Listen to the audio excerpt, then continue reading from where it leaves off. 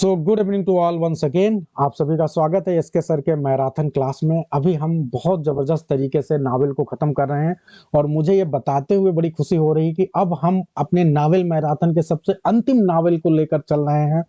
बहुत ही बेहतरीन तरीके से आपने हर नावल को वन बाय वन एमसीक्यू और बेसिक की फैक्ट्स के द्वारा जाना और समझा है। अब हम सबसे बेहतरीन नावल और शायद ये मैं कहूँ कि आपके एग्जाम के पॉइंट ऑफ व्यू से सबसे महत्वपूर्ण नावल है, तो इसमें कोई डाउट नहीं है क्योंकि ये चिनुआ अचीबे का थिंग्स फॉल अपार्ट है। ये पोस्ट कॉलोनियल नावल इसको बोला जाता है और ये जो है अपने नावल में जो ब्रिटिशर्स हैं किस तरह जाके उन्होंने इनके देश में कॉलोनी बनाने की कोशिश की थी, उसको बहुत अच्छे से इन्होंने दिखाया है नावल में। ये उस समय से कहानी को उठाते हैं जब इनका गांव जो अफ्रीका में जिस ये प्लेस की बात करते हैं, वो पर्टिकुलर प्लेस जो है किस तरह से वहां पे आराम से लोग रह रहे थे, अपने जीवन को अपनी कल्चरल आइडेंटिटी के साथ बहुत खुश थे। उनके जो तौर तरीके थे, जो भी चीजें थी, they were happy with all those things.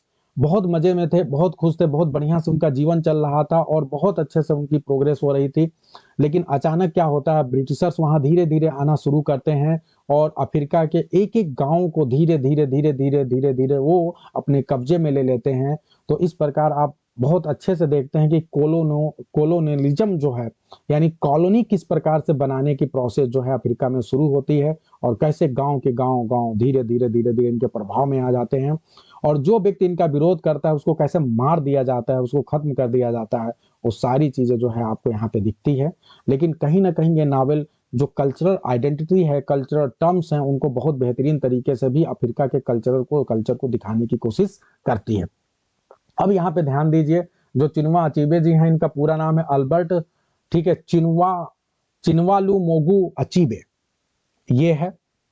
और ये इनका बर्थ जो है इनका, चूंकि इनके बारे में आपको ध्यान रखिएगा, इनका ओगडी में जन्म हुआ था। नाइजीरिया अफ्रीका का एक कंट्री है, वहां पे इनका जन्म हुआ था, ठीक है। और बाद में मृत्यु इनका अमेरिका में हुआ था, ठीक है। तो अफ्रीका में जन्म हुआ, अमेरिका में इनका मृत्यु हो गया। दोनों देशों से इनका कनेक्शन है, पढ़ाई लिखाई के लिए अमेरिका में जाते हैं, ठीक है। अब आगे बढ़ते हैं और ध्यान दीजिएगा कि ये कहीं ना कहीं चिनुआ अचीबे जी को इस चीज के लिए भी जाना जाता है, इनको फादर ऑफ अफ्रीकन लिटरेचर भी बोला जाता है, क्योंकि ये बहुत बेहतरीन तरीके से अफ्रीका को रिप्रेजेंट करते हैं, वहाँ के मूवमेंट को, वहाँ की राइटिंग स्टाइल को, सब कुछ पे इनका बहुत ज्यादा इम्पैक्ट होता है। और बहुत बड़े बड़े राइटर जो हैं उनके लिए गुरु की तरह काम कर रहे हैं, उनके लिए मोटिवेशन, उनके लिए मॉडल की तरह काम करते हैं।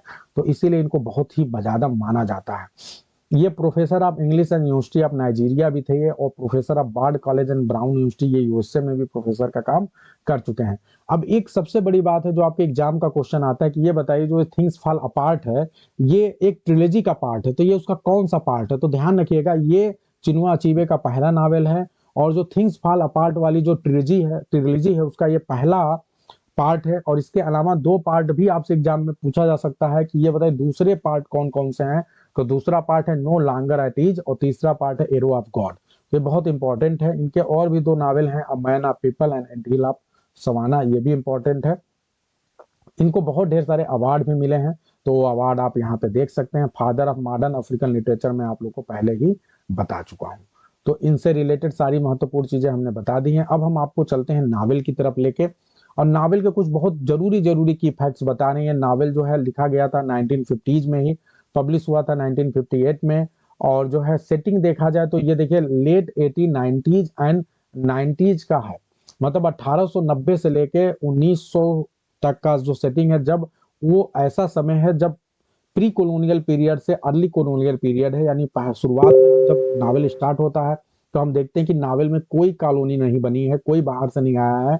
लेकिन जैसे जैसे आगे बढ़ते हैं हम देखते हैं कि धीरे धीरे ब्रिटिशर्स आना शुरू कर चुके हैं और नावल को धीरे धीरे धीरे धीरे अपनी कॉलोनी बनाना, और नावल में पता चलता है कि गाँव को ये धीरे धीरे एक एक गाँव को अपनी कॉलोनी बनाना शुरू करते हैं। तो ये अर्ली कॉलोनियल पीरियड हमें दिखाई पड़ता है।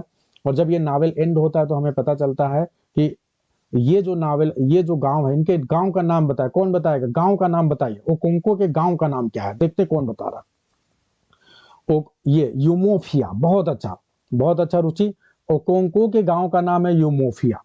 और आप में से अगर कोई मुझे बताएगा तो बड़ा अच्छा लगेगा। तो सबसे लास्ट में जो गांव हमें दिखाई पड़ता है, क्योंकि ये नावल उन्हीं की कहानी पे है, यूमोफिया की ही कहानी पे है, तो इसीलिए सबसे नावल एंड हो जाता है जब यूमोफिया को क्या बना दिया जाता है, फाइनली उसको उपनिवेश बना लिया जाता है। और जो इसका मेन हीरो है, सबसे मेन आदमी जो विरोध करता है, जिसका नाम है ओकोंको, ओकोंको को जब जो है मार दिया जाता है, ओकोंको को मारा नहीं जाता बल्कि ओकोंको खुद सुसाइड कर लेते हैं, ओकोंको खुद सुसाइड कर लेते हैं पेड़ पे अपने आप को टांग के। क्लियर? मुझे आप में से क्या कोई बता सकता है कि इस नावल में हमें यह भी पता चलता है, बात करते हुए इनको इनके मामा इनको आके बताते हैं कि एक गांव इनके पास में कोई गांव था जिसको कर दिया गया था। क्या कर दिया गया था? मतलब कोलोनाइज कर दिया गया था, मबानता। विजय लक्ष्मी के लिए तालियां हो जाए, बहुत अच्छा प्रयास कर रही हैं। रुचि अबेम नहीं है, मबानता।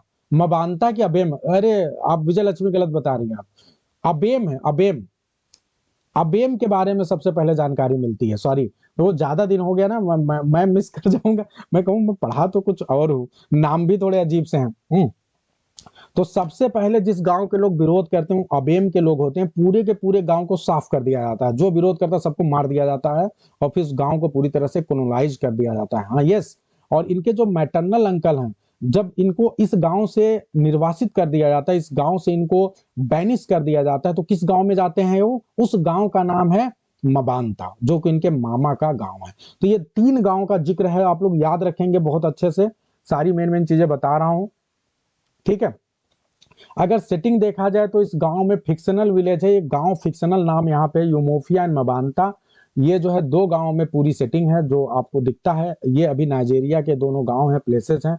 अगर जॉनर की बात करें तो आप पोस्ट कॉलोनियल नॉवेल इसे बोल सकते हैं। ट्रेजेडी इसलिए बोल सकते हैं क्योंकि हीरो की एंड में डेथ हो जाती है। और ये हिस्टोरिकल फिक्शन भी इसलिए हो सकता है क्योंकि पूरी हिस्ट्री को दिखाया गया है। Pre colonial and early colonial period जो है नाइजीरिया का, अफ्रीका का दिखाया गया है, ठीक है। एंटागोनिस्ट की अगर बात करें तो यहाँ पे डिस्ट्रिक्ट कमिश्नर और जो क्रिश्चियन मिशनरीज हैं वो एंटागोनिस्ट का काम करते हैं, क्योंकि वही उनकी तरफ से आते हैं कॉलोनी को आगे बढ़ाने के लिए, बनाने के लिए। ठीक है।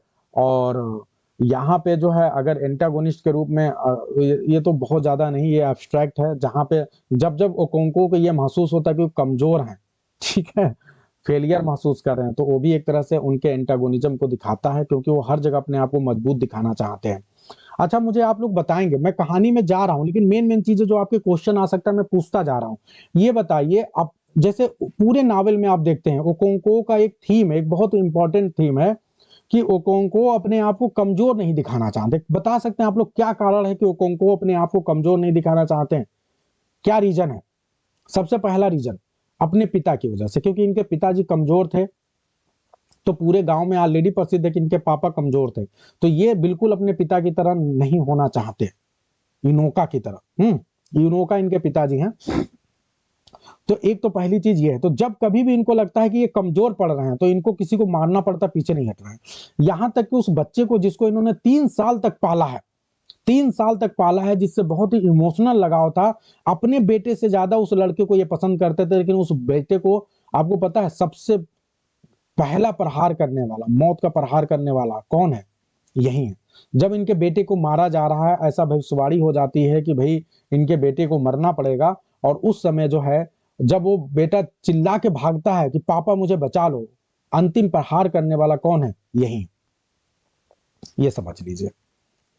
अपनी पत्नी की बहुत पिटाई करते हैं, ठीक है। अगर एक बार इनकी पत्नी ने इनको खाना नहीं टाइम से दिया तो उनकी खूब जम के पिटाई कर दी है, ठीक है। तो बहुत खतरनाक टाइप के आदमी हैं, सबको डरा के रखते हैं, समझ लीजिए।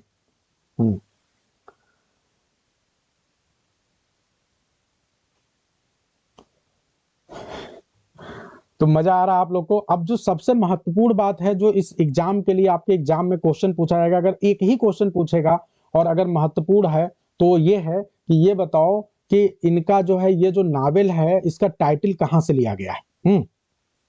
तो इसकी टाइटल कहां से ली गई है? इसकी टाइटल ली गई है the second coming by W Yeats, ठीक है। वहां से इसकी टाइटल ली गई, उसके पहले स्टैंजा से।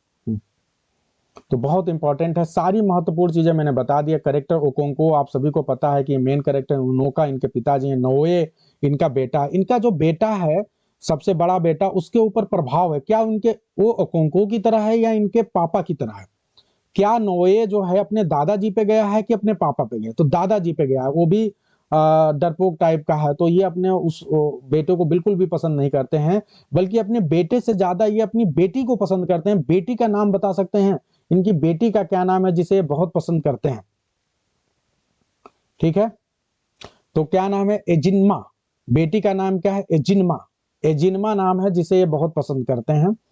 ठीक है, ध्यान रखिएगा। एजिनमा के बारे में एक महत्वपूर्ण बात है, देखो मैं सारी महत्वपूर्ण चीजें आपसे पूछता जा रहा हूं। एजिनमा जो है एक इनका एक प्रॉब्लम है जो इनकी सोसाइटी में एक टर्म है, बहुत फेमस टर्म, जिस प्रॉब्लम से जिससे वो सफर कर रही है। आप बताइए वो किस किस एक प्रॉब्लम से सफर कर रही है, वो किस प्रकार की लड़की है? तो उसके बारे में वर्ड है ओगबैंजी। ओगबैंजी, ये ओगबैंजी क्या है? आप सभी स्क्रीन पे देख सकते हैं ओगबैंजी। ओगबैंजी क्या होता है? एक ऐसा चाइल्ड जिसके बारे में कहा जाता है शापित बच्चा है।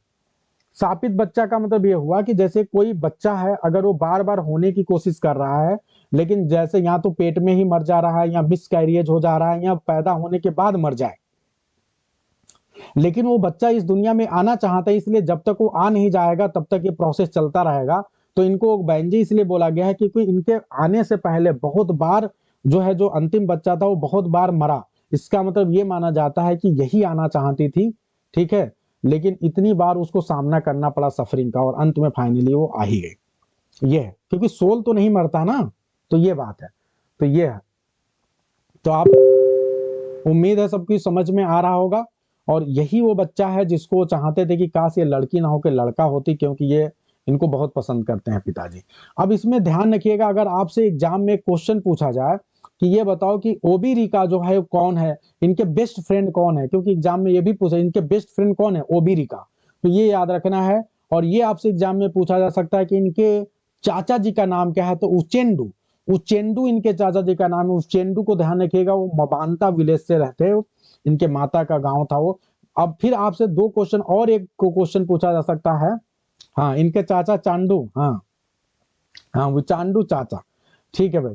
अब आपसे देखिए एग्जाम में एक और क्वेश्चन पूछा जाएगा कि ये बताइए, दो मिशनरीज आते हैं, दो क्रिश्चियन मिशनरीज गांव में आते हैं, उन दोनों के नाम क्या है? तो एक है मिस्टर ब्राउन और दूसरे का नाम है James Smith, reverend James Smith.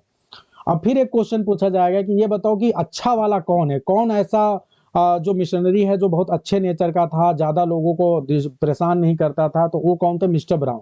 लेकिन बुरा वाला कौन है? वो है जेम्स स्मिथ, जो जबरदस्ती लोगों को जो है करना चाहता है, उनको धर्म के लिए वो करना चाहता है। ठीक है, इसमें जो तीसरा बहुत खतरनाक कैरेक्टर है उसका नाम है द डिस्ट्रिक्ट कमिश्नर। उसका नाम नहीं कोई दिया है, लेकिन ये ब्रिटिश कॉलोनियल एडमिनिस्ट्रेटर है जो कि वहां पे डिस्ट्रिक्ट कमिश्नर का काम कर रहा है। ठीक है, और ये जो है लास्ट में ये बहुत बुरा काम करता है। आप सभी को पता है, सबसे अंत में ये क्या करता है कि जितने भी मेन लोग रहते हैं, जो गांव की तरफ से लड़ने वाले लोग रहते हैं, ये सबको जेल बुलाता है, कहता है हम सबसे वार्ता करना चाहते हैं। सबको वार्ता करने के लिए बुलाता है और फिर सबको जेल में बंद करता है, खूब पिटवाता है, सबके बाल छिलवा देता है और बहुत मरवाता है सबको, खूब पिटवा के, और फिर उसके बाद सबको छोड़ देता है। उसके बाद जब छोड़ देता है तो ये लोग बहुत दुखी थे, परेशान थे, कह रहे थे ऐसा कैसे चलेगा। ये लोग फिर मीटिंग करते हैं कि हम लोग अब ब्रिटिश शासन को यहाँ से उखाड़ फेंकेंगे। और जब ये मीटिंग करते हैं तो आप सभी को याद होना चाहिए जलियांवाला बाग हत्याकांड क्यों हुआ था। ऐसे वो ब्रिटिशर्स कहते थे कि आप कहीं पे मीटिंग भी नहीं कर सकते, आप शोर नहीं कर सकते कहीं पे, मतलब एक साथ मिलके मीटिंग मीटिंग करने पे वो जगह जगह रोक लगाते थे। तो इसी तरह क्या हुआ, जलियांवाले बाग में भी इसी तरह लोग इकट्ठा हुए थे मीटिंग करने के लिए। और जब लोग मीटिंग करने के लिए इकट्ठा हुए तो ब्रिटिशर्स आ गए और उन्होंने क्या कर दिया, गोली मरवा दिया, सबको मार दिया, जान से मरवा दिया पूरे। कितना बड़ा कत्लेआम हुआ था आप सभी को पता है। तो यहां भी क्या हुआ कि ये लोग एक साथ बैठ के एक मीटिंग कर रहे थे, अचानक जो है कमिश्नर अपने कुछ सैनिकों को भेजता है और कहता है कि मीटिंग बंद करवाओ। तो ये लोग जो है मीटिंग बंद करने को तैयार नहीं, तो बहुत गुस्से में आ जाते हैं। फिर भी जब कोंको इतना ज्यादा गुस्से में आ जाता है कि वो एक जो उनका हेड था जो कह रहा था कि मीटिंग बंद करो, अचानक गुस्से में जाता है उछल के और उसके गर्दन को तुरंत बेधड़क कर देता, बेधड़क अलग कर देता उसकी पूरी बॉडी से। जब उसके गर्दन को अलग कर देता था तो बाकी तो सब डर जाते हैं जो मैसेंजर आए हुए हैं, ठीक है। लेकिन उसे दुख ये होता है कि जो दूसरे गांव के और जो साथी लोग हैं, जो जिनको इसके साथ विरोध करना चाहिए था, जिनको दूसरे जो मैसेंजर थे, जो सैनिक आए थे उनके ऊपर अटैक करना था, लेकिन और सब चुपचाप बैठे हुए अपनी जगह पे। जब ये अटैक किया तो उनका क्या फर्ज बनता था कि वो लोग भी अटैक करें, लेकिन वो सब अटैक नहीं करते हैं। तो ये समझ जाते हैं कि अब मेरा कुछ नहीं होने वाला, क्योंकि ये गांव के लोग मेरा कभी साथ नहीं देंगे। और जिस चीज से वो बेचारा नफरत करता था, जो चीज इसे बिल्कुल पसंद नहीं था, वही काम बेचारे को करना पड़ता है। आप सभी को पता है कि सुसाइड वो बिल्कुल भी कभी जीवन में सोच नहीं सकता था, कायरता कायरता की मौत वो कभी नहीं मरना चाहता था, लेकिन फाइनली जो है उसे सुसाइड करना पड़ता है क्योंकि उसके पास कोई ऑप्शन नहीं बचा था। अब फिर मुझे एक बात बताइएगा कि सुसाइड करने के बाद वही चीज जो कोई नहीं चाहता था, पूरे गांव के लोग कुछ चाहते थे, अगर किसी की गलत प्रकार से मौत हो रही है, जैसे पेट की बीमारी से कोई मरता है, कोई सुसाइड करके मरता है, तो ऐसे लोगों को क्या किया जाएगा? ऐसे लोग को ब्लैक फॉरेस्ट में फेंक दिया जाता था, ब्लैक फॉरेस्ट में फेंक दिया जाता था। और ब्लैक फॉरेस्ट को माना जाता था कि यहाँ पे स्पिरिट्स रहते हैं, डेमोन रहते हैं, ठीक है। वो एरिया बहुत गड़बड़ माना जाता था, वहां बदबू भी आती थी, कोई वहां जाना नहीं पसंद करता था। और ये वहीं पे फाइनली इनकी बॉडी को भी फेंक दिया जाएगा।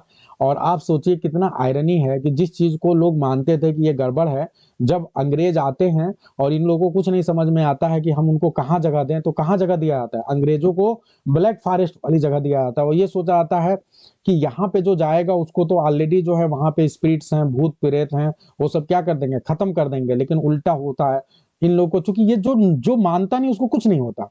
अब ब्रिटिशर्स हैं, वहां जाते हैं, बढ़िया साफ सफाई करते हैं, वो रहने लगते हैं, उनको कुछ नहीं होता और उनको जगह भी मिल जाता है, ठीक है। तो इस तरह से वो वहीं से फिर अपना सारा काम चलाते हैं। तो आई होप कि बहुत अच्छे से सभी को समझ में आ रहा होगा। बहुत मेन मेन चीजें मैंने आप लोग को बता दिया है।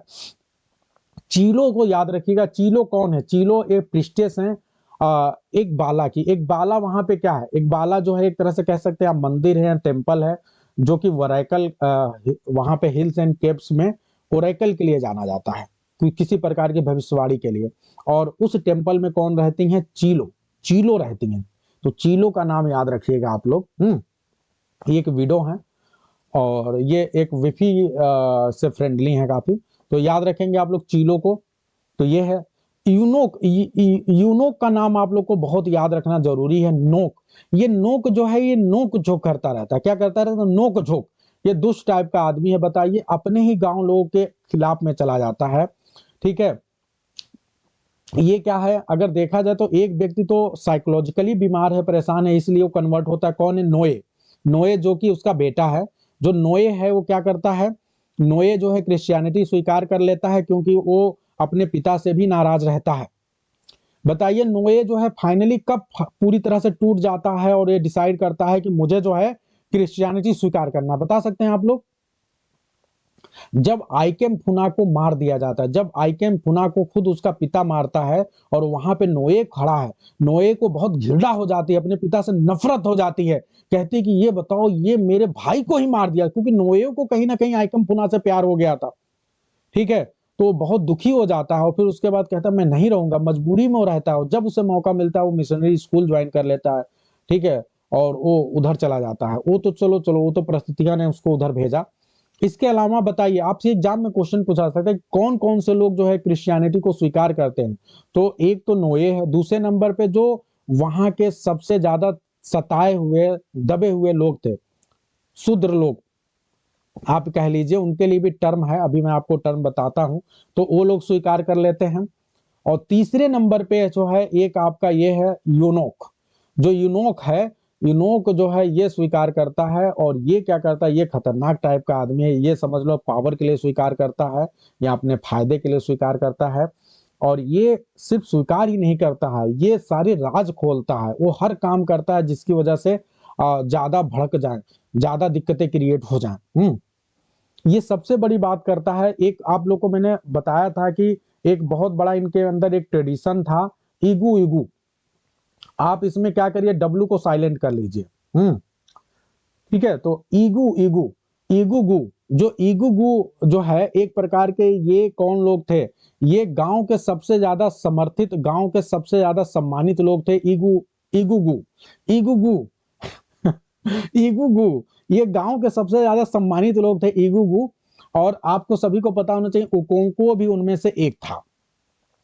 तो ये लोग क्या करते थे गांव में, जब स्पेशल एक फंक्शन होता था, एक वो होता था, डांस होता था, ठीक है, कार्यक्रम होता था, तो उस कार्यक्रम में ये जितने भी ईगू गू लोग वो थे, ये लोग अपने चेहरे पे मास्क लगाते थे और अपने आप को अजीबो गरीब तरह से कपड़े परिधान बनाते थे, जिसमें बहुत डरावने लगते थे, अजीबो गरीब। और लोग सम्मान में जब ये डांस करते थे खतरनाक वाला, तो सब लोग सम्मान में सर झुकाते थे।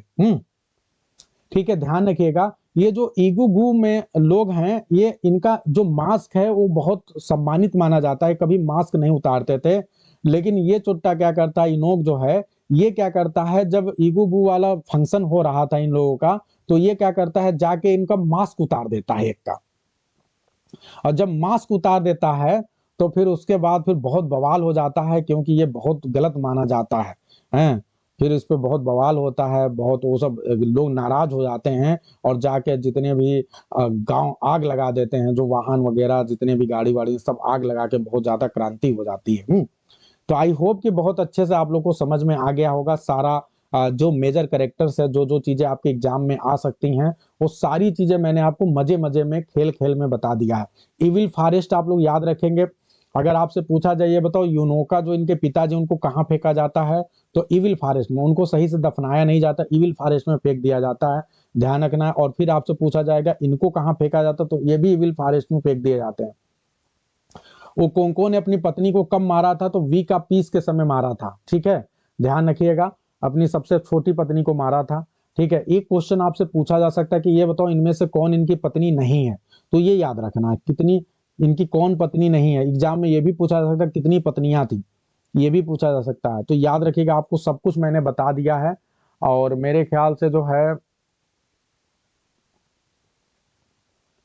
हाँ ये देख लो भैया, ये आप सभी के सामने करेक्टर्स हैं।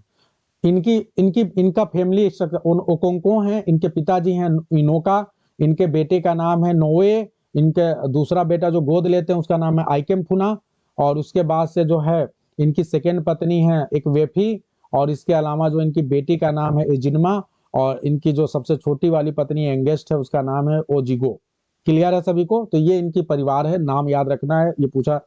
फिर इनके अगर फ्रेंड्स की बात किया जाए, ठीक है, तो ओबेरिका है, ओबेरिका इनके फ्रेंड्स हैं, फ्रेंड है, जो इनके बेस्ट फ्रेंड है। फिर इसके अलावा चीलो जो है, चीलो प्रिस्टेज ऑफ एल्बाला है, और ये ओरेकल जो होता है, जिस ओरेकल के द्वारा ये कहा जाता है कि आइकेम फुना को जो है मरना पड़ेगा, वो कौन करता है, वो चीलो ही करेगी, ठीक है। उचेंडू इनके मामा जी हैं, और इजेंडू जो है, इजेंडू कौन है, ये oldest man in the village है, ये काफी इंपॉर्टेंट है, ये बहुत ही ग्रेट ओरेटर है इजेंडू। इजेंडू का नाम आप लोग को याद रखना है। इजेंडू मना करते हैं कि तुम पार्टिसिपेट मत करो, क्योंकि उनको पता था ये बंदा जो है अपने अपने को कमजोर न दिखाने के लिए मार सकता है, तो इसीलिए जो है वो मना करते हैं।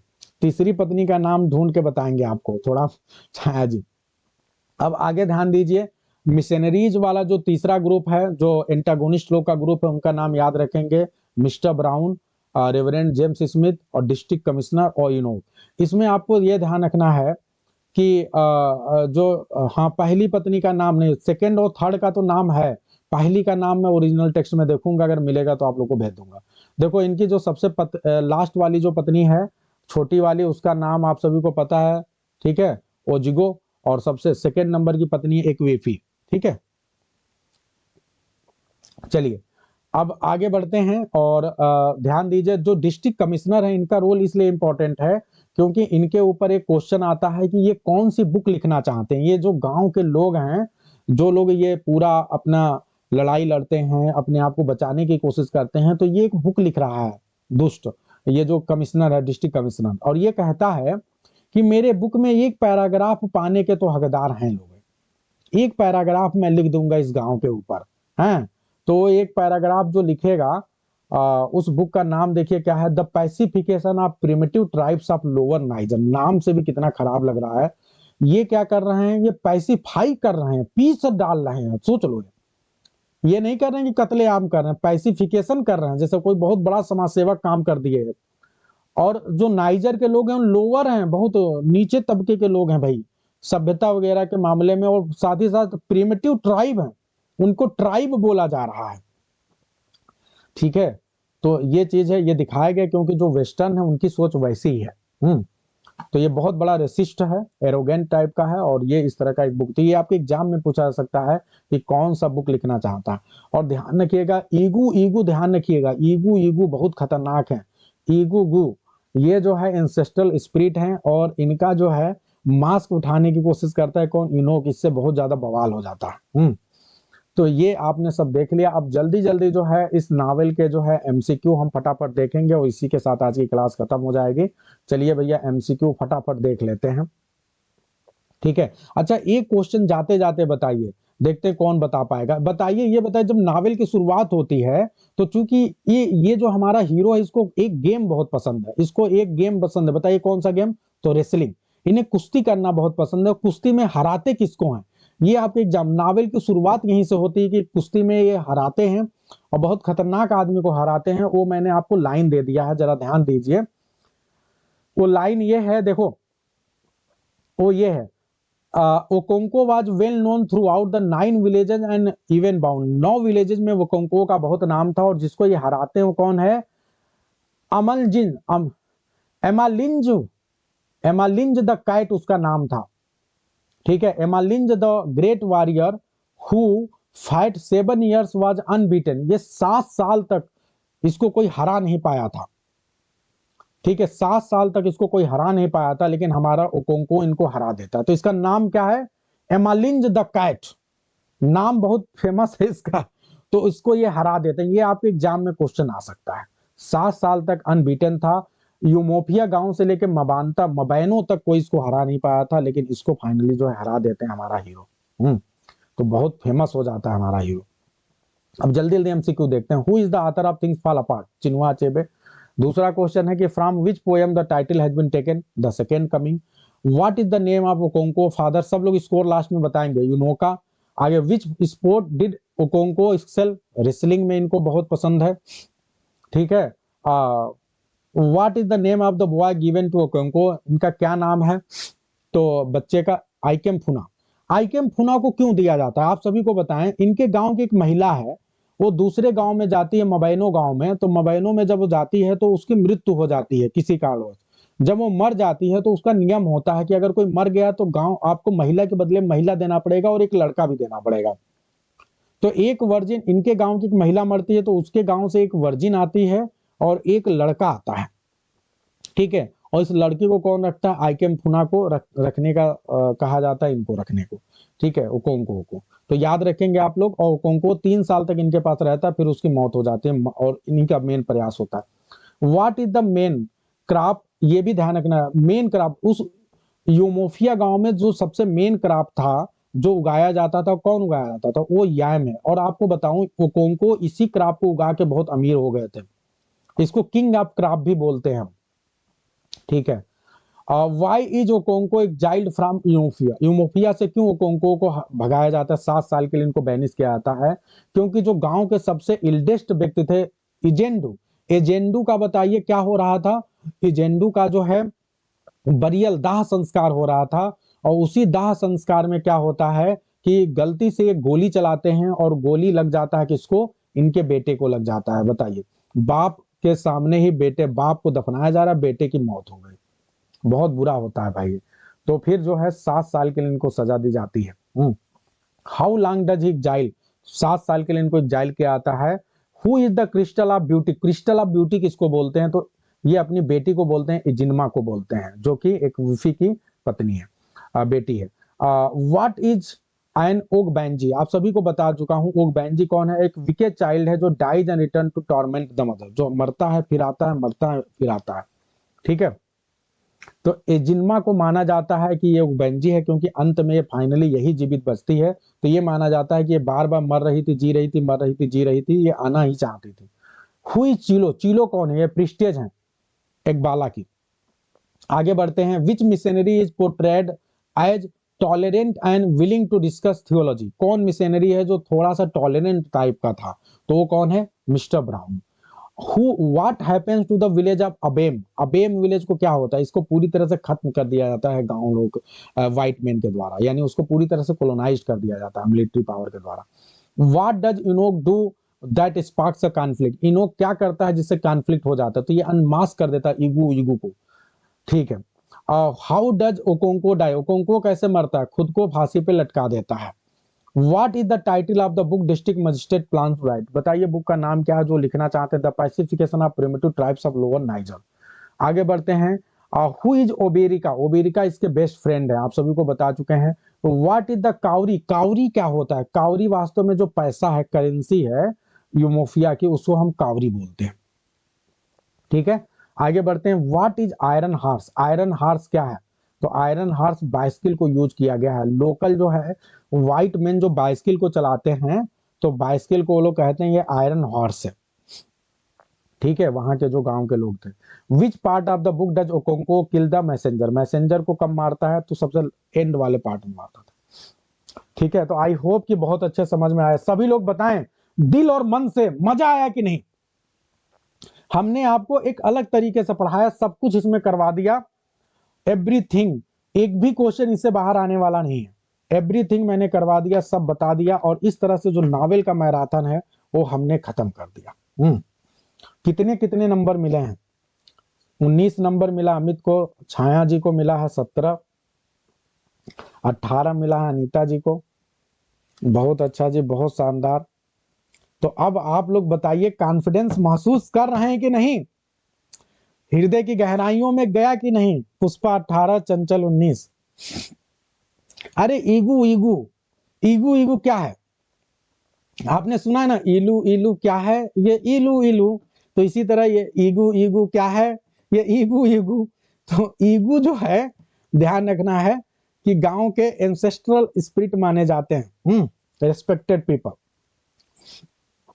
उनके मास्क को हटा दिया जाता है।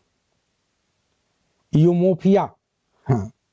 मेयर ऑफ कैस्टर ब्रिज तो बहुत आसान है, एक वीडियो छोटा सा बना के अपलोड कर देंगे। ठीक है, चलिए।